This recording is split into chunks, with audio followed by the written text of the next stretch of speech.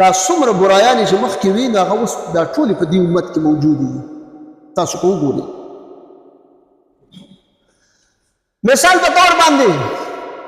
په ناپ او ټول کې کمی خو چې دی نو دا خو د بیان دی نه دا خو هر چا ته پته ده.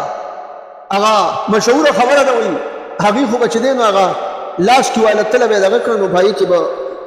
هغه هر چا کولی شي پکې چې لږ پکې دا مزې دې خوا کې یو طرف ته کې معمولي وي نو هغه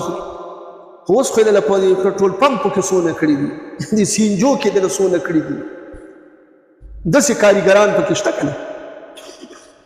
په دې خبره پوه شو که خو الله رب العزت چې کوم دی نو پې عذاب نه راولي هغه شان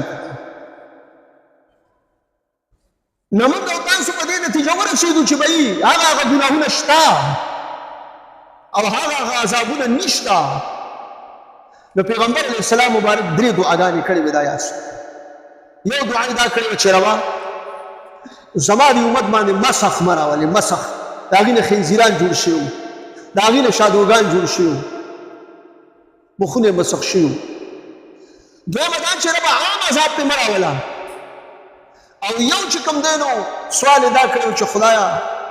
زما د امت کې دا عام قتل و قتال چې دی نو چې دا نو 3 دعاګانې وې نو د 3 کې چې دی دا 2 بیا ډېر دي که نه 2 یې والا قبول کړي دي چې دا یو به پې قحط نه راځي عام قحط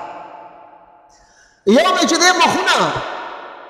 دغسې مسخ کېږي د څنګه چې د هغه امتونو مسخ شوي وو او دا 3 چې دی نو دی کې راز دا و چې په دې امت کې الله رب العزت شهیدان ډېر جوړول مقصود دي چې په دې کې شهیدان دي. هغه ځان له خبره ده چې دلته تکلیف خامخا به وي څه نه څه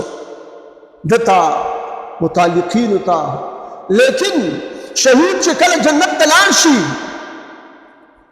او جنت کې ورته الله رب العزت کوم نعمتونه ورکړي نو دی به وایي چې ربه یو 10 پیرې دنیا ته بیا لاړې او بیا شهید شي بیا لاړې او بیا شهید جامې شهادت ونوش دی به دا ارمان افسوس